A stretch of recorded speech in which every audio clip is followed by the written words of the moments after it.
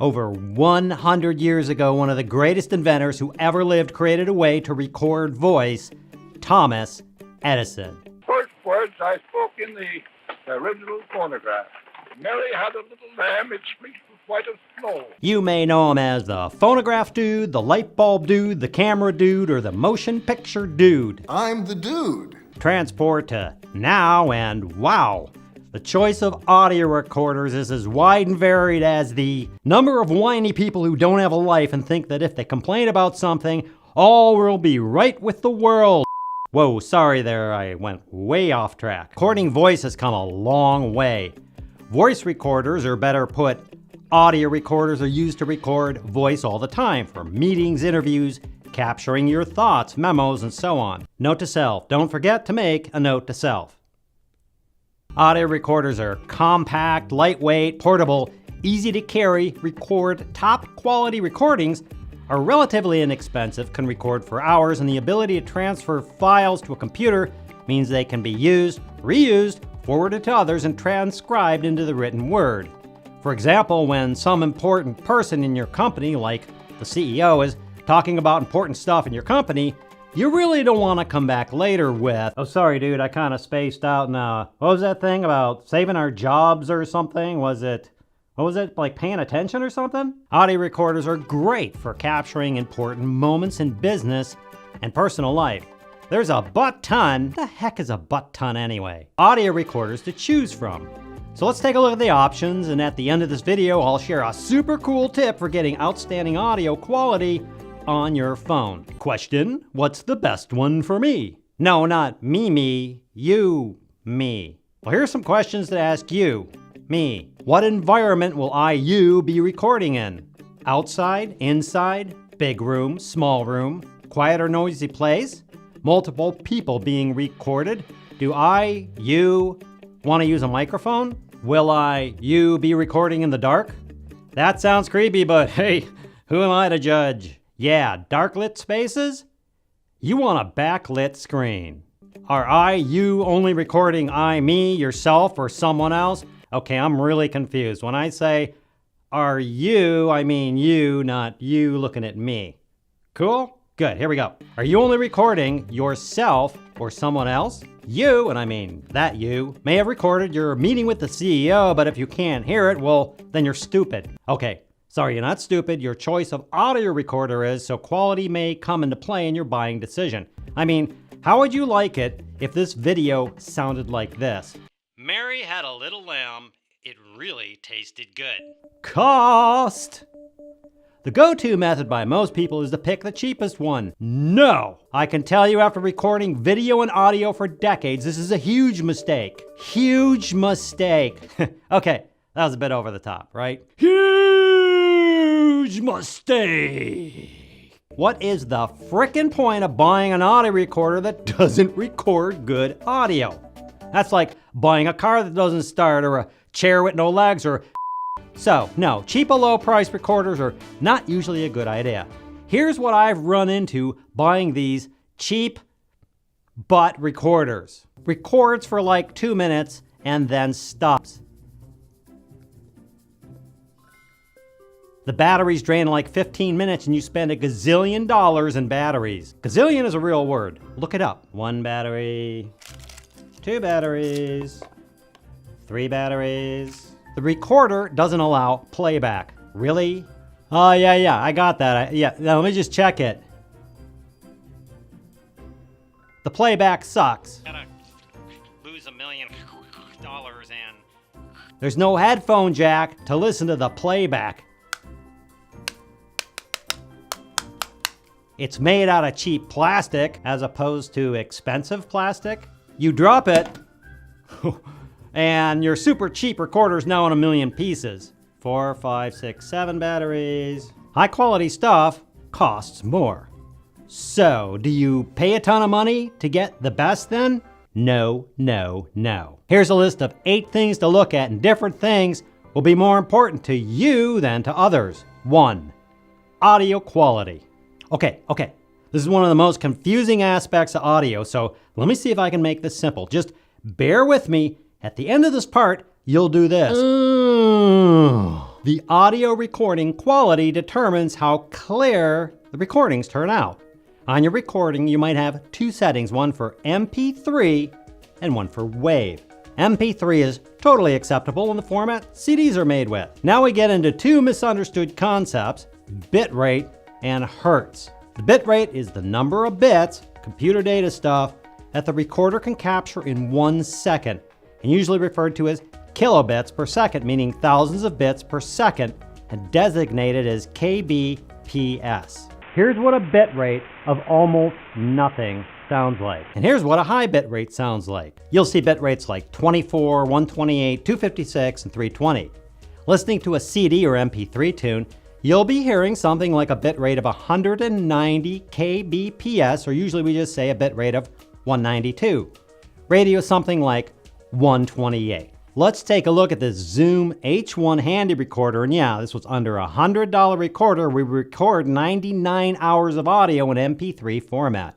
I'm not suggesting you buy this particular recorder, but it's a good low-cost recorder that can demonstrate all these concepts to you. It's set to MP3 recording format, and I have options from 48 kbps all the way to 320 kbps. The higher the setting, the better quality of the audio, but since the recorder is recording and capturing more information each second, the higher bit rate, the larger the file size. If you get a recorder and set this to 128 or above, you'll be fine. I don't care about file size personally, so I would just set mine to 320 for the best audio quality, which I know is total overkill. So, when getting a recorder, check out the bitrate, and if it isn't at least 128, don't buy it, as it will suck. Cool? Here's where the confusion comes in. This recorder will also record in WAV format, which is a higher quality and better sounding format. When I switch to WAV format, I now have kilohertz and bits. The bits are not bits per second, it's how many bits of data is recorded for each sample of audio. The samples are hertz. 16 bits is the least on most recorders and 24 bits is the most. It's this kilohertz setting that determines the quality, the captured dynamics of the sound. At the low end, we have 44 kilohertz and 16 bits, and at the high end, we have 96 kilohertz and 24 bits. Like our MP3 format, the higher the setting, the better the quality of audio and larger file sizes and less recording time. As I up the recording rate for my WAV format, you can see the available recording time getting smaller and smaller, eventually down to 15 hours, which frankly is plenty and dependent on the storage space, which we'll cover shortly.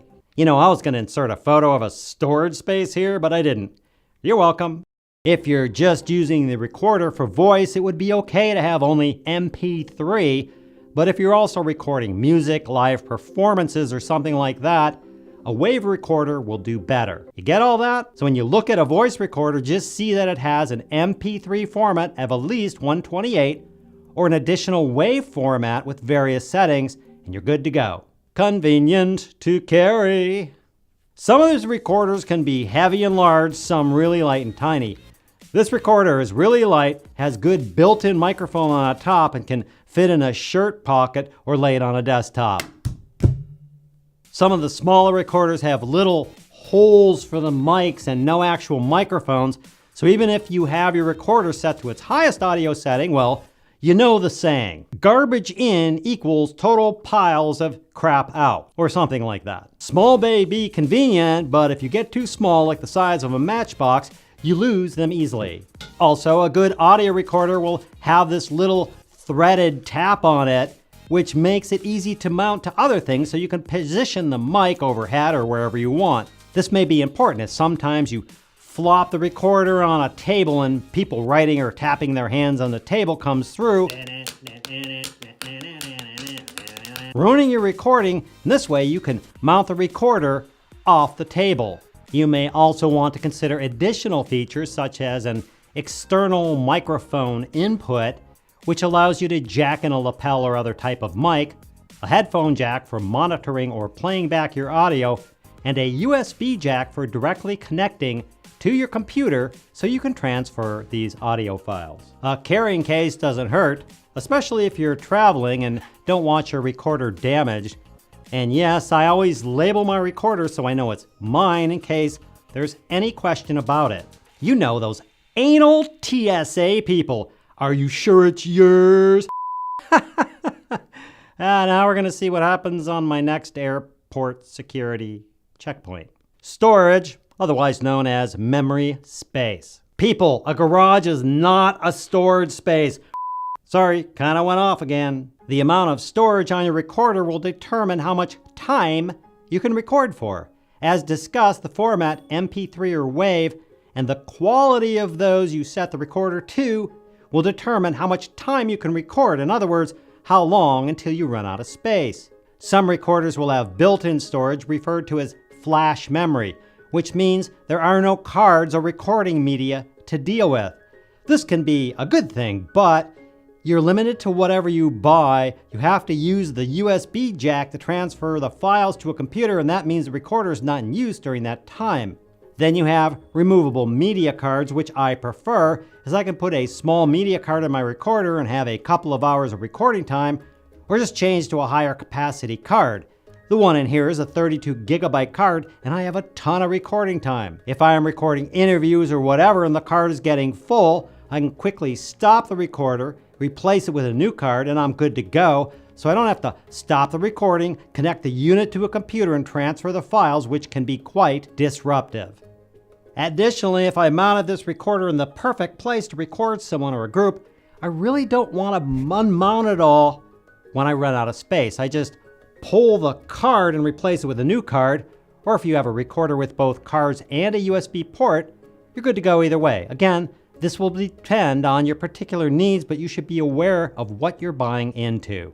Sharing files. No matter what you use, you'll need to transfer the files to a computer to share the audio, post it to a podcast, align it with a video, or send it somewhere for transcription. Almost everything I've seen is compatible with Windows or Mac operating systems, but be sure to look to see that that is so. It's rare, but some manufacturers stupidly create their own audio format. It has to be processed specially using their app or reprocessed into a format recognizable by your computer. Why would you do this? So it's a really good idea to double check the formats and compatibility of the recorder you're considering to purchase. Other capabilities. Some recorders come with built-in capabilities such as playback review, marks, start and stop recording, pause and continue. Being able to review your audio is a must, and although the playback audio through the unit doesn't need to be awesome, you should be able to hear whether or not the audio is being recorded too soft, and you can't hear it too loud and it's clipping terribly, or that it's recording anything at all. Being able to review your audio is a must, and although the playback audio through the unit doesn't need to be awesome. In addition to basic functions, most recording devices come standard with other features like cue, review, and playback. Some have more advanced features such as cutting and appending files to each other, but I find them too clunky, and if I'm going to edit the files, I do it on a computer. So don't be sold on the recorder's in-device editing capabilities, as you'll rarely use them, if ever. Battery life. Often overlooked, the battery life on an audio recorder can make or break your satisfaction with it. I've had audio recorders I thought were awesome, and you find out later that the battery life is about an hour.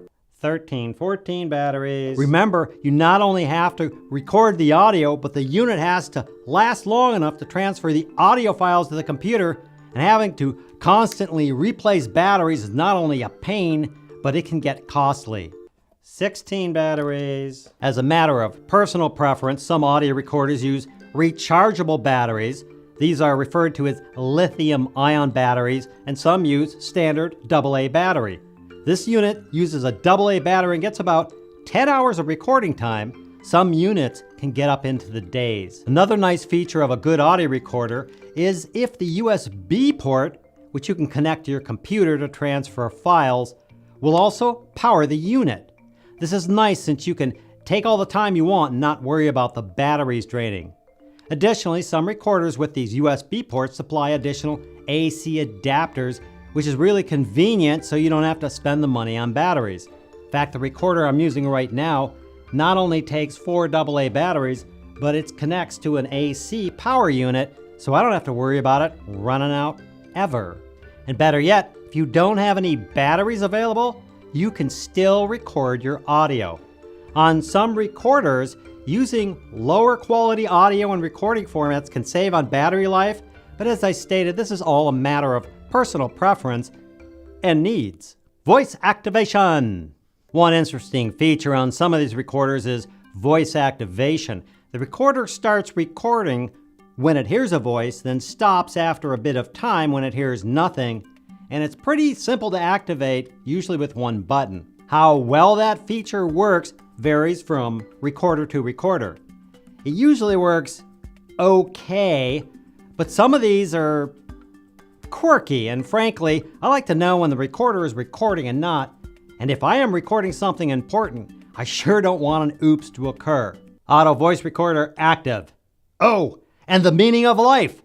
I finally have it. It's... Yeah, that's it. Wait, what was it? If you need or want this feature, make sure to check out some YouTuber blog reviews and see how it works in actual practice. Recording time. As mentioned, you can get recorders that run out of time after about an hour or two, and some go for thousands of hours. Well, anything less than 1 hour and over 100 should be taken with a grain of salt. What is this taken with a grain of salt thing? Not a handful, not a bag of salt, a grain of salt. Some who make recorders may sell it that it records thousands of hours. But if you look closely, the unit is either really, really expensive, or they're talking about using really high-end expensive media cards, or they jack the bit rate and the quality of the audio down to achieve that, and the sound sucks. I don't mean unusable, I mean sucks. Maybe you can think of a situation where you need to record days of audio all in one take, but I've never run across a situation where I need that, and more so, are you really gonna edit or post days of audio somewhere? If you have an actual legit reason for that, do let me know in the comments, because I can't think of one. Let me see. Well, no. If you're using a flash device, meaning no memory card, then maybe this is a concern for you, so you want to make sure it has enough flash memory for at least a couple of hours, as you don't want to be running back and forth your computer to empty the flash memory. I wanted to make sure you fully... Oh, wait a second. Understand that when you're running a business, the key factors... Wait a second. If the unit uses removable media, then check what capacity it will deal with, as some are limited. But like this unit here, I can slap in a 32 gigabyte card and get more hours than I can shake a stick at. Hours, yep, there's more hours than I can shake a stick at. Usually you're recording audio, so it's probably important. So once the recording is done, you should be immediately copying it to your computer. Being able to have a zillion files on your recorder is just zany. Zany's a real word. Look it up. I'm not saying it's a great word. I'm not saying it's a cool word, but it's a real word. Zany. Here's another tip. Before I record any audio, I start the recorder and instantly format the card. Why? It makes it through the format process. Then you're 99% sure the recorder and the card is working well, and you won't accidentally run out of recording space.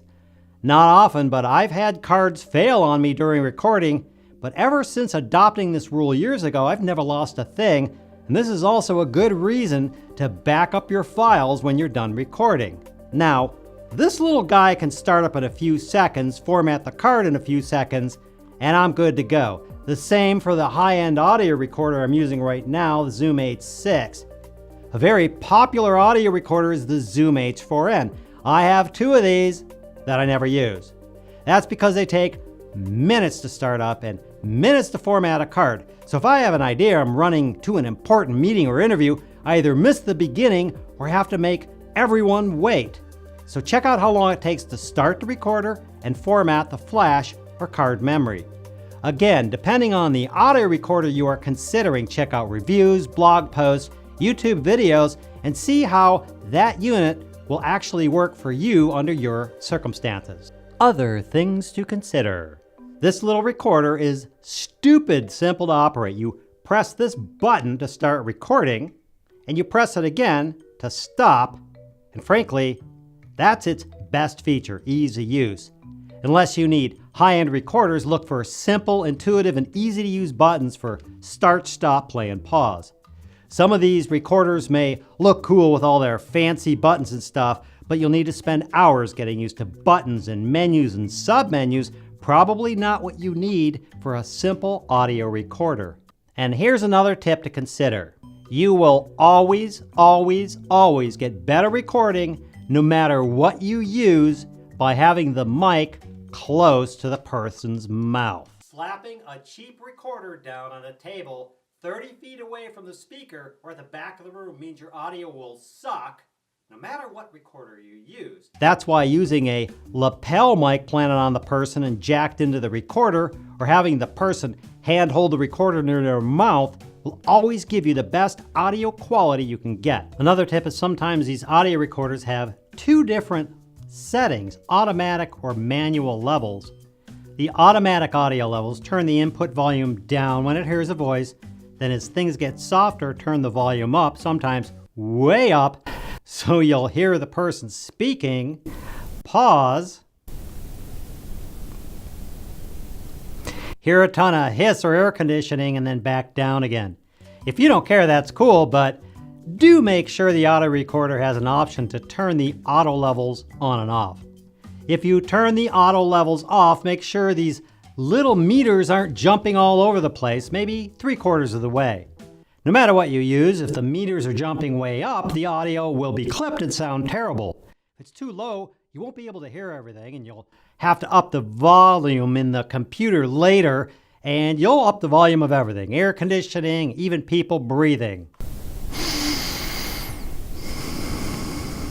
This should be your clue. If the audio recorder does not have some sort of indication like audio meters on how loud or soft you are recording your sound, I would reconsider getting something else. But again, that depends on your needs and you may not care. How to choose. Decide what features you actually need and want first before you go hunting for an audio recorder. There are just too many out there to consider, and the most expensive is not always the best. Some will sell you on the capabilities, yet you find the audio quality is terrible. You can only record for an hour. Battery life is terrible. No return policy if you receive it, it isn't working, or there are a ton of bad reviews. It's all about what you need. You may be recording audio in a studio like me and need something on the much higher end, or recording meetings in your business where audio quality and ease of use are really important, or are a journalist traveling to and from interviews, in which case battery life and recorder size might have more weight than others in our list. Take a look at the different situations you would use the recorder and decide how important quality is to you, which will help you decide on what audio recorder is best for you. You may be recording in big halls, rooms with really bad acoustics, a small space that sounds tight and neat, or outside with a lot of traffic noise. Once you determine that, you can research what types of audio recorders work in those situations, which helps narrow down your choices considerably, and you're more likely to get something that actually works for you. There's plenty of blogs and YouTube videos that have sound tests for these various recorders in different environments, and you might even have access to a store near you where you can go out and test them yourself. My favorite recorder. If I'm trying to capture audio of someone speaking or in a meeting, and I don't care much about quality, I just use the iPhone. Some like to use their iPhone for much higher quality audio, and the way to do that, at least on the iPhone in version 12.0, you can do the following. Go to your settings, scroll down to Voice Memos app, go to Audio Quality, and switch the quality from compressed to lossless. What you've just done is change the audio quality on your phone from just okay to as high as you can get, but realize the audio files on your phone will now be much bigger. My other favorite thing to do with recorded audio is send it to Rev and have them transcribe it for $1 a minute, or download Rev's free voice recorder where you can place an order for a transcription right after recording your audio. These are guaranteed to be 99% accurate and are done by real humans, not robots. Do you have a favorite voice recorder? Let me know in the comments below, and don't forget to subscribe for more awesome stuff. I hope that helps, and thanks for watching. Here's the Rev word of the day, a word that we share of the day. It's monologophobia, which is a fear. That's a fear of using the same word more than once in a single sentence or paragraph, or paragraph.